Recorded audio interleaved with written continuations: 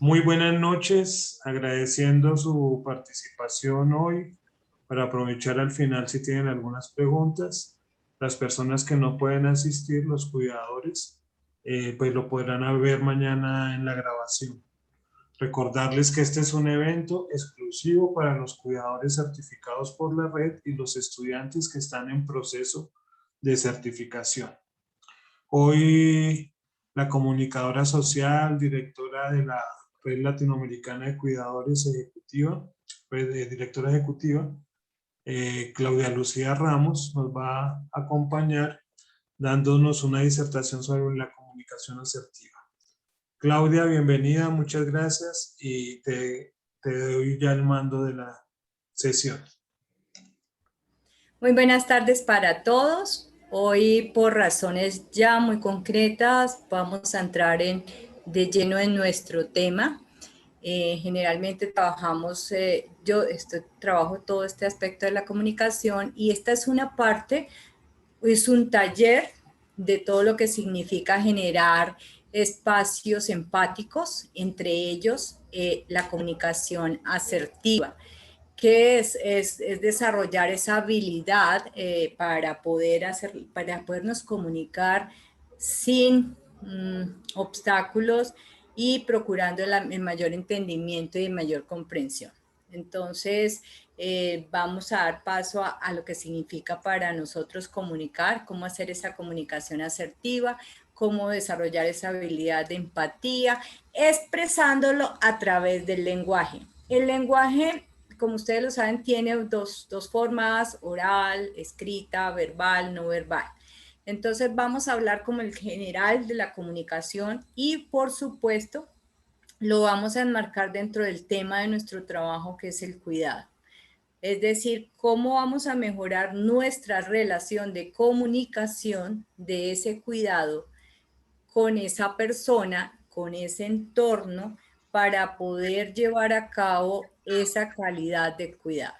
Entonces, vamos a entender esta es una definición de comunicación muy sencilla o muy directa, que dice que es la expresión verbal y gestual que requiere entendimiento y acuerdo en la puesta y acción en común. Comunicación, común acción después de que haya un entendimiento. Es decir, que eso es lo que, por eso vamos a hablar de cómo termina siendo eso que después de lo que yo he escuchado, he visto, dialogado, he conversado, he tenido en situación, sé qué es lo que tengo que hacer, lo que debo hacer, lo que quiero hacer, como quiera que se dé esa situación. Entonces, digamos, no necesariamente, y quiero que desde este momento quedemos claro que todo es un total acuerdo. No, pueden haber diferencias. Lo que pasa es que esos acuerdos llegan a un punto en común y a esa acción que sea de mayor beneficio para los implicados en esa comunicación. Entonces, pasamos a la siguiente, por favor.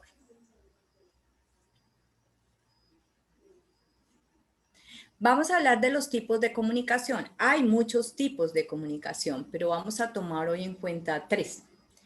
¿Qué es un tipo de comunicación? Una tipología es algo que nos dice cómo es o qué características tiene esa comunicación. Entonces vamos a ver esta comunicación que ven en este animalito que están viendo ahí, que es el gran rey de la selva, el gran que manda, y hablamos de un tipo de comunicación agresiva. Es ese tipo de comunicación que usa todo un lenguaje corporal, de voz, de tono, que es totalmente imponente.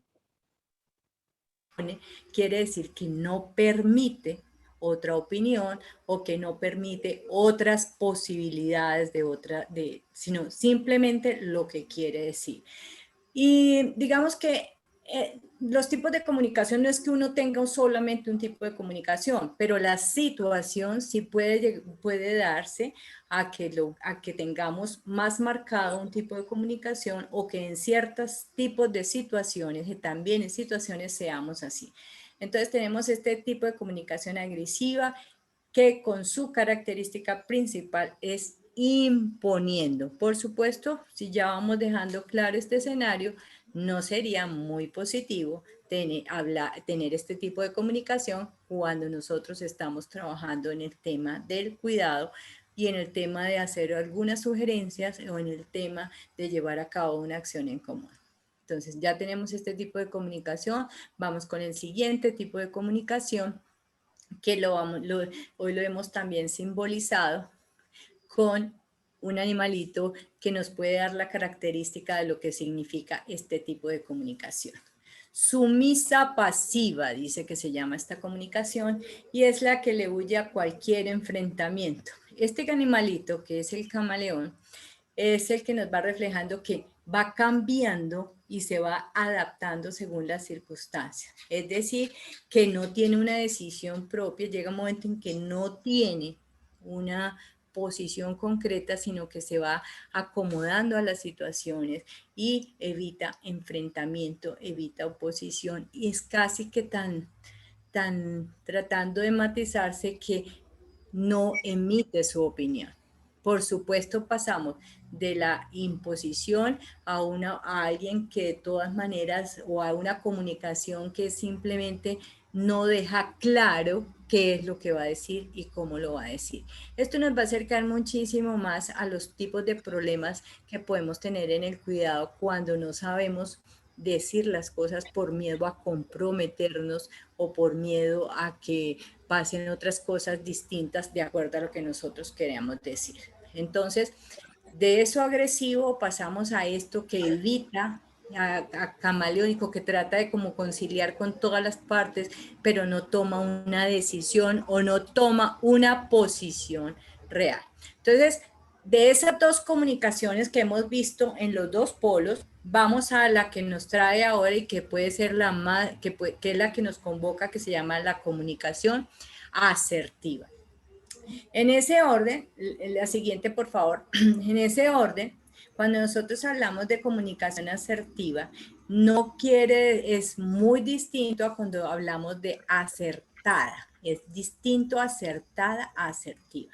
Entonces, lo asertivo, en este caso lo vamos a tomar mucho más directamente en una frase muy pequeña, pero ustedes pueden encontrar otro tipo de definiciones que les van a ayudar mucho más al entendimiento si lo quieren hacer, o si por favor dejan algunas de sus preguntas, las podemos aclarar. Que la comunicación asertiva es expresarse sin enfrentarse con nadie.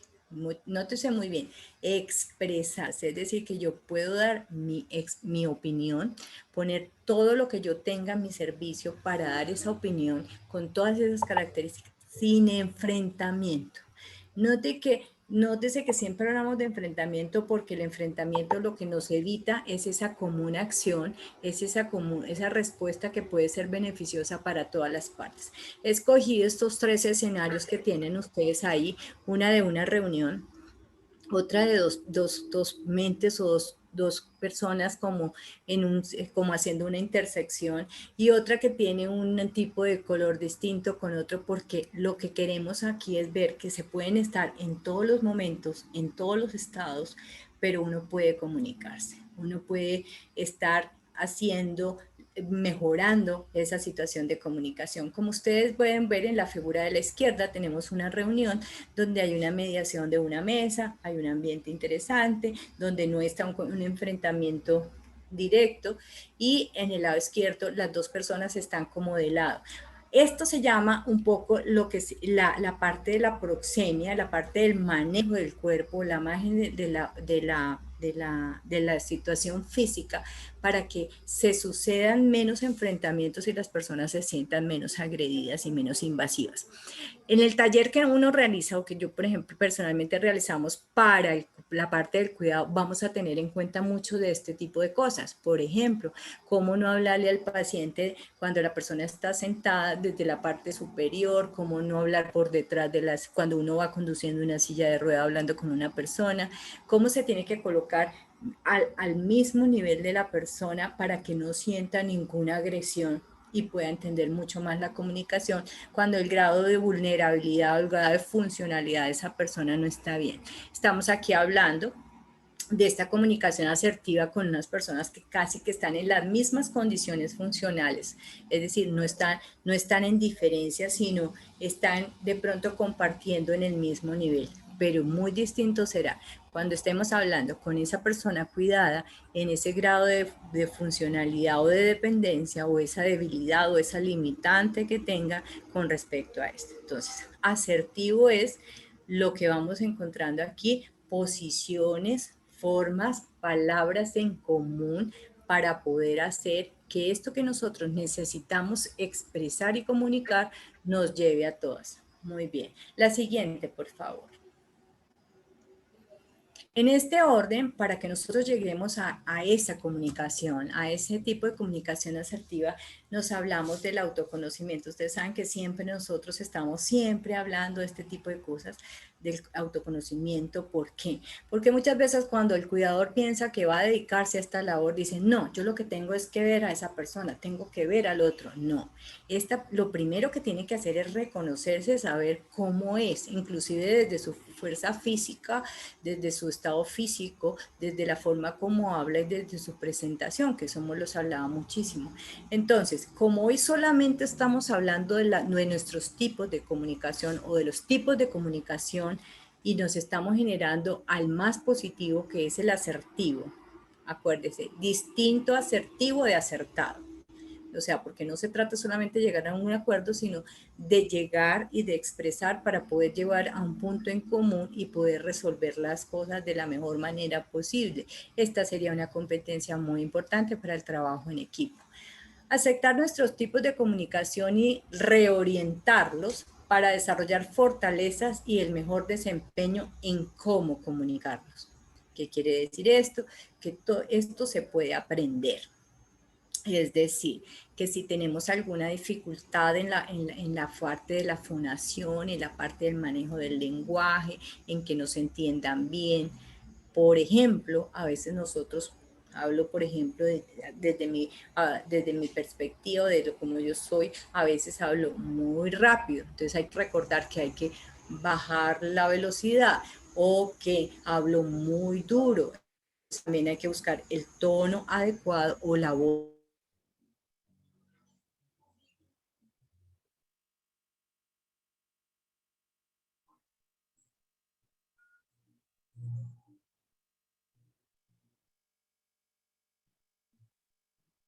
de Alzheimer. ¿Por qué? Porque si uno no maneja esa comunicación, vamos a tener inconvenientes al momento de darles una orientación o una orden. Entonces, vamos a ver que lo que nosotros tenemos, conociendo de pronto, me reconozco agresivo, me reconozco muy pasivo o muy sumiso al momento de ciertas cosas, voy a mejorarlo.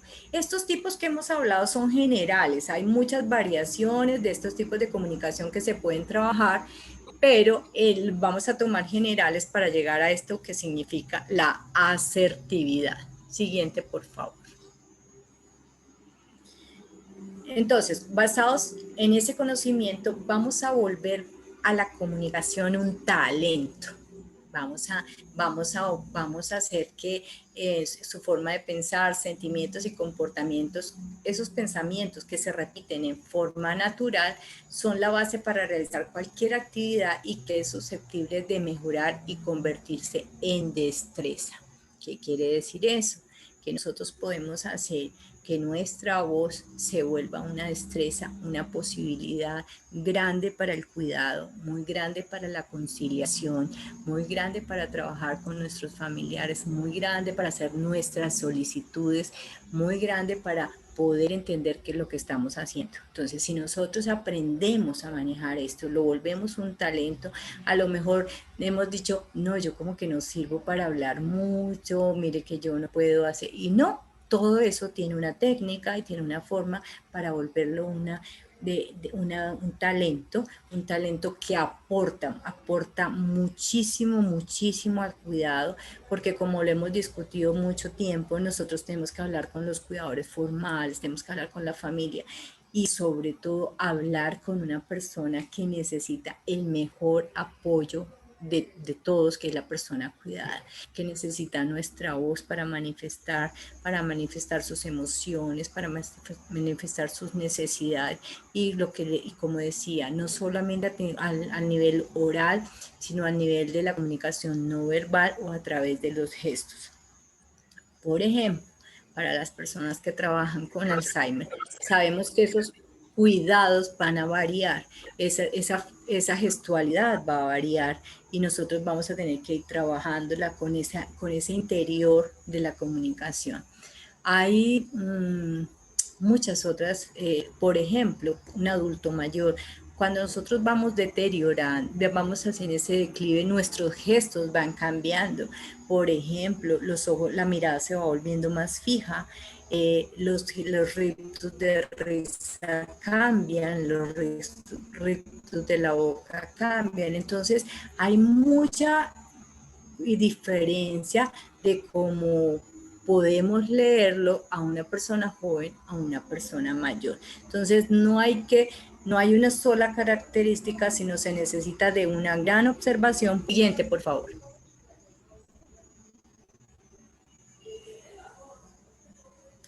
Entonces, sabiendo que nosotros podemos mejorar siempre en cualquier cosa que nosotros queramos mejorar, cualquier aspecto que nosotros queramos aprender, siempre vamos a tener obstáculos.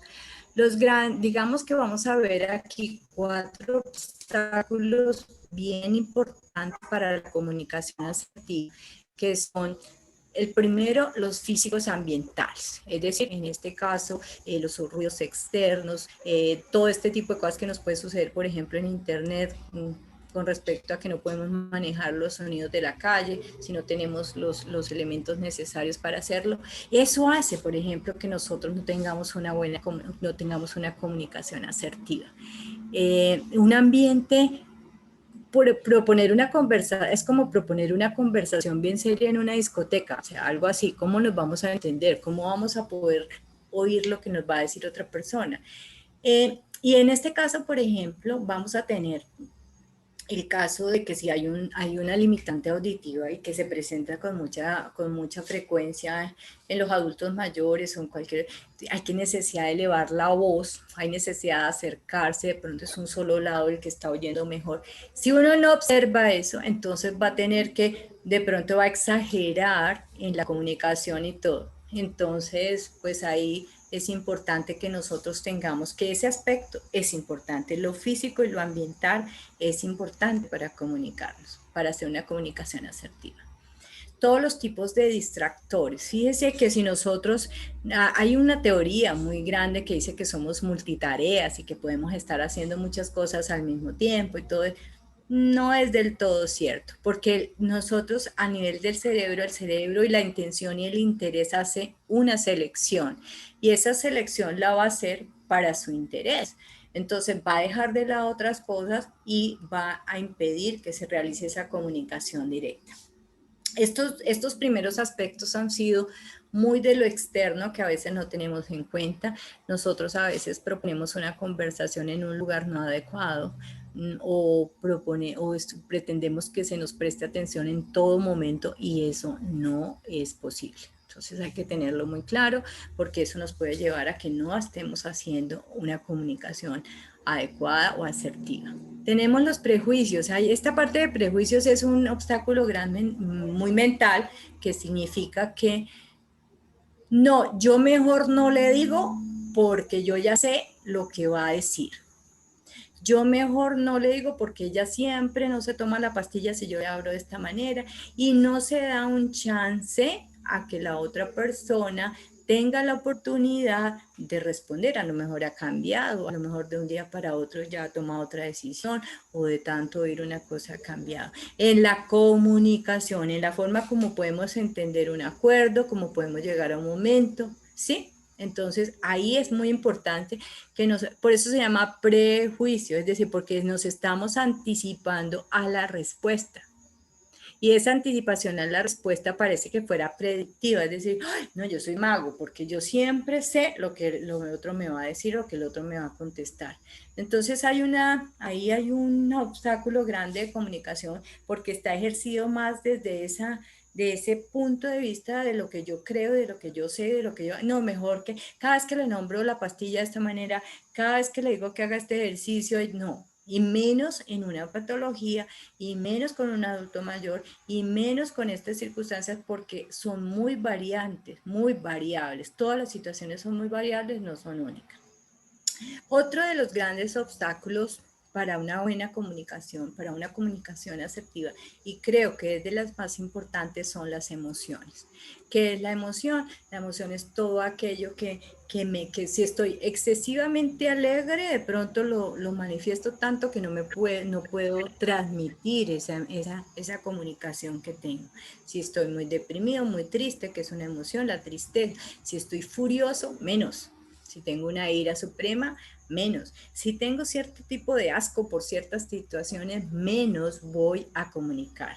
Entonces, todos estos aspectos emocionales inhiben, ponen esta reja, porque de alguna manera deja pasar algo, pero no lo deja pasar transparente, no lo deja pasar completo para que se dé esa oportunidad de comunicación. Entonces, hay que trabajar todos estos factores y muchos más. Vuelvo y les digo, hoy vamos a hacer como una introducción a este tema que requeriría que cada uno de ustedes dijera, bueno, voy a revisarme en mi autoconocimiento de qué tipo de comunicación tengo, cómo es mi tono de voz, realmente yo sí hablo tan claro como yo lo estoy esperando, espero al otro, me espero a mí. Esto es importante, a eso se refiere el conocimiento. Nosotros, autoconocimiento, nosotros a veces vemos las cosas muy grandes y se nos van olvidando los detalles, que a veces no articulamos bien, que a veces el teléfono no está funcionando bien, que a veces los ruidos del ambiente nos están ocasionando otro tipo de problemas. Esto sí que es importante de organizar. Siguiente, por favor. Pero acuérdese que estamos hablando de obstáculos, no de barreras insalvables. Los obstáculos son posibles, los obstáculos, como decíamos en algún tiempo, son esas piedras que uno dice, bueno, no lo voy a pasar al otro lado, pero lo puedo rodear, puedo buscar la manera, puedo encontrar la forma de solucionar. Son obstáculos en el camino, son muy grandes, son muy pequeños, dependiendo del examen que yo haga de mí, y puedo solucionarlos. Entonces, ¿cuáles pueden ser esas tareas frente a todos esos obstáculos para trabajar una comunicación asertiva? Vamos con el primero, una primera tarea, y lo dejo como tarea, porque eso es un descubrimiento que cada uno debe hacer. Si nosotros hiciéramos el taller completo, el curso completo, estaríamos trabajando cada una de esas barreras que mencionamos, cada uno de esos tipos de comunicación, y empezaríamos a tener ya cuáles serían esas estrategias y esas maneras de hacerlo. Por eso esta invitación es para que ustedes empiecen a hacerlo, para que sientan qué necesidades tienen de aprendizaje, de aprender, de mejorar, de reorientar su tipo de comunicación para que esto sea mejor. Entonces, como decíamos, que uno de los más grandes y más difíciles, digamos, como de esos obstáculos serían las emociones. Vamos con la primera, que sería la conciencia emocional. ¿A qué le llamamos conciencia emocional? Las emociones tienen nombre. ¿Qué quiere decir eso? Las emociones se llaman ira, las emociones se llaman tristeza, se llaman alegría, se llaman asco, se llaman envidia, se llaman una cantidad de eso que se va volviendo un gran sentimiento, miedo. El miedo es una de las emociones más grandes, y reconocerlas empieza a ayudar para que podamos pasar si yo tengo conciencia de ese miedo, de eso conciencia de estar ahí, de ver, de escuchar, de estar en esa situación, pero si yo ya tomo conciencia, le pongo un nombre, comienzo a encontrar esa salida. Tienen diferenciales, nosotros debemos aprender a diferenciarlos porque algunos se disfrazan unos con otros. Ustedes recuerdan, por ejemplo, que cuando un niño muy pequeño está muy bravo por alguna cosa, muy probablemente lo que haya detrás de esa rabia, de todo, sea una gran tristeza. Entonces, ahí es cuando empezamos a ver cómo se disfrazan esas emociones, cómo a veces la gente grita en desesperación, pero está más angustiada que otra cosa. Entonces, hay muchos matices, hay un taller específico cuando uno comienza cómo reconocerlo y sobre todo en los estados esos que estamos hablando de declive, de deterioro, de patología, de enfermedad, de situación específica de cuidado. Entonces esa tarea se llama conciencia emocional, las emociones tienen nombres. Vamos con la segunda. La segunda tarea que corresponde muy grandes veces aprender a valorarse y amarse. ¿Por qué decir esto? Porque si recuerdan ustedes, si yo soy agresivo, si mi comunicación es del tipo agresivo, estoy siendo también muy soberbio en eso y no estoy valorando al otro. Y en ese orden de ideas tampoco me estoy valorando a mí, porque me importa solamente lo que yo diga y no importa el otro. Y definitivamente es muy importante reconocer que nosotros somos sociales, somos seres sociales. Y en la medida en que nosotros sepamos cuál es nuestro propio valor, cuál es nuestra condición, pues vamos a ser muy respetuosos con nosotros mismos y vamos a respetar al otro. Y esto va a ser un grado para la conciliación, para la comunicación, para llegar a un acuerdo muy importante. Cuando nosotros le damos a otro el poder total sobre mí, ¿sí? O el poder total sobre mí, estamos equivocados porque se quedan almacenando muchos, digamos, resentimientos y vamos acumulando una cantidad de emociones que no nos van a ayudar a comunicar porque vamos a argumentar a través de nuestro propio juicio, a través de nuestra baja autoestima.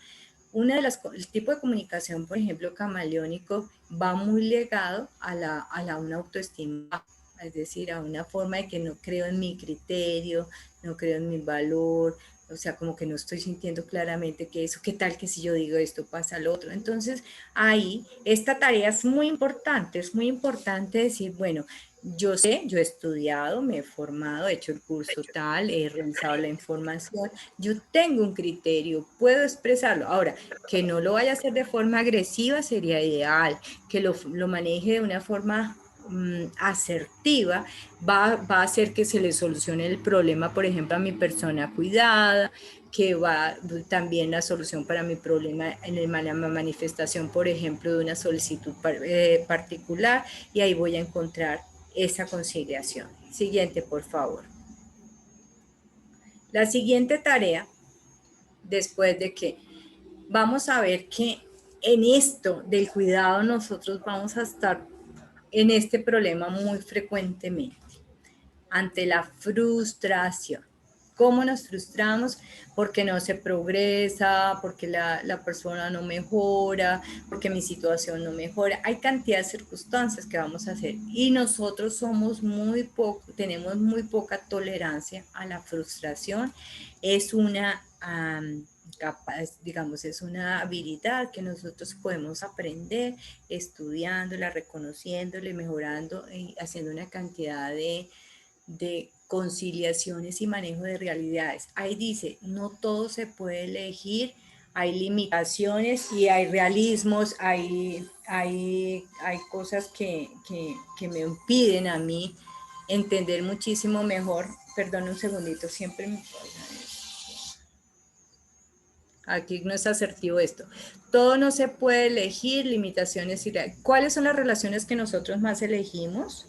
Nosotros elegimos solamente a la pareja, nosotros elegimos muy pocas cosas, la mayoría de las cosas las tenemos que aceptar. Si nosotros vamos a un trabajo, pues hay unas normas, hay unas reglas, hay unas limitaciones, nosotros no nos podemos escudar en que nos guste o no nos guste, sino simplemente tratar de comprenderlas y a llevarlas. Por esa razón ponía estas tres personas, la parte masculina, la parte femenina y esa parte media que son las personas muy jóvenes, que es así que a veces tienen cero tolerancia a la frustración. Todo lo quieren ya, todo lo quieren de inmediato y no se dan cuenta de cómo las cosas tienen limitaciones y la realidad nos supera, nos lleva a cabo para que nosotros podamos entender que esto hay que mejorarlo. Entonces, hemos visto las tareas ahí, unas tareas que parecen eso, parecen como muy grandes, pero empezando por poquitas cosas las podemos empezar a realizar. Esto requiere lo siguiente, por favor. Ese siguiente momento para tener ese manejo, ese mejoramiento es legitimar las emociones y aprender a regularlas. Eso que ustedes ven ahí, ven todo cómo se reflejan todas esas líneas que suben, que van y un espacio en blanco. ¿Qué quiere decir? ¿Cómo legitimo las emociones? Pongamos un ejemplo. Por ejemplo, en el caso que nosotros trabajamos de duelo, por ejemplo. Es necesario legitimar que estamos tristes, reconocer que estamos tristes. Al empezar a reconocer esa tristeza, empezamos a tener conciencia de ella, empezamos a darle el valor y a empezar a saber cómo puedo pasar y superar ese momento. Nosotros no podemos pensar, no, que ponernos bravos es malo, es pecado, no. Hay que tener claro que las emociones son legítimas, todos lo sufrimos. El problema es quedarnos en ellas, quedarnos todo el tiempo, porque todo el tiempo nosotros no podemos, todo el tiempo eso que se llama felicidad total, no, nosotros tenemos un estado de estar contentos, donde la felicidad fluctúa, pero estamos contentos, estamos en unos grados de satisfacción, y eso nos obligará a que tengamos tranquilidad y sepamos que podemos estar tristes, podemos tener un miedo, podemos superarlo, podemos superar ese asco que nos da cierta cosa, podemos superar esa ira que nos da la otra cosa. Entonces empezamos en ese campo de cómo podemos aprender a regularlas.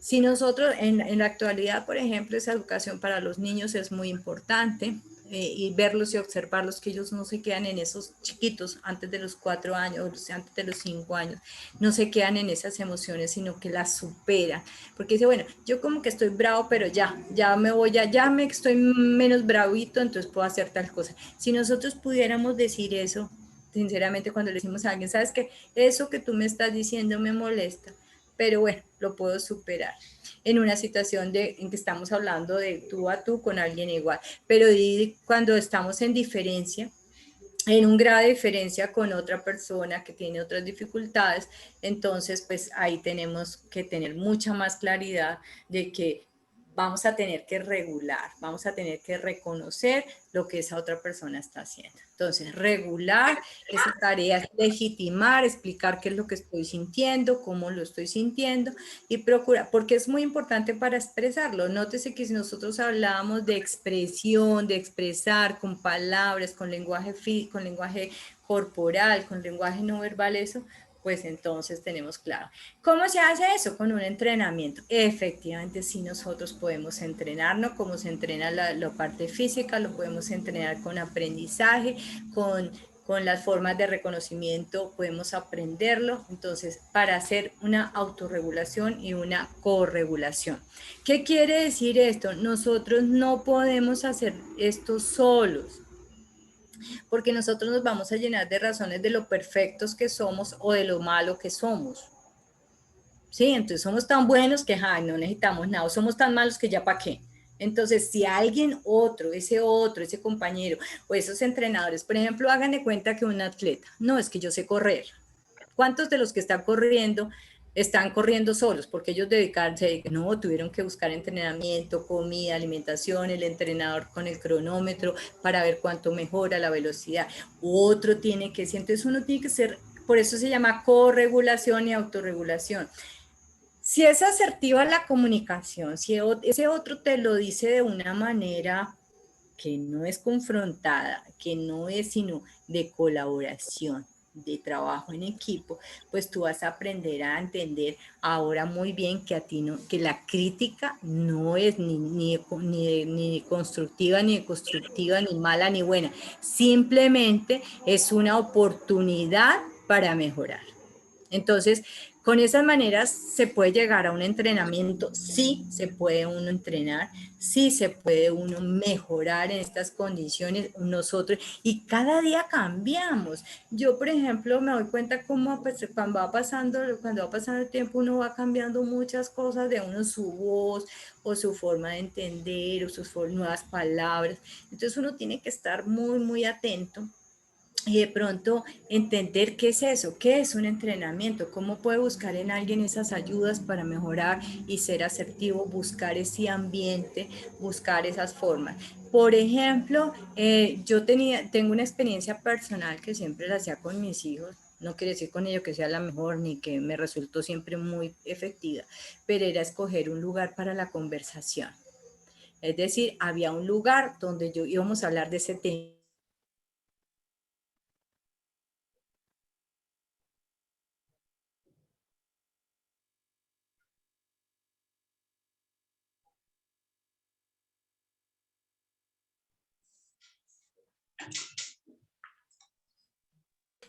Bueno, ya Claudia estaba terminando. Ah, listo, Claudia. Sigue, por favor. ¿Ya estoy otra vez? Sí, señora. Bueno, entonces uno, por ejemplo, puede anticipar una conversación, entonces uno siempre por eso debe avisar, así como avisa la visita, avisa la conversación, debe darle al otro la oportunidad para conversar. Incluso por esa razón, cuando nosotros estamos en cuidado, le estamos diciendo a la persona, vamos a hacer esto, lo siguiente que va a pasar es esto, para poder que, digamos, que se vaya uno preparando para lo que comunica. El tiempo de hoy era muy corto y es muy corto para todos estos temas. Lo que queremos es, si ustedes tienen necesidad de estos talleres, si ustedes creen que alguna de estas tareas las podemos hacer en conjunto, por favor escriban a la red, díganos y programamos el taller específico de acuerdo a sus necesidades y de acuerdo a sus preguntas. Entonces, o cualquier inquietud que tengan con respecto a todos estos temas, mi correo, como todos, está dentro de la página web, Claudia L. Ramos, lccuidadores.net. Entonces, ustedes pueden solicitarlo y estoy para servirles. Creo que es una de las formas en las cuales mejoramos nuestra calidad de cuidado. Muchísimas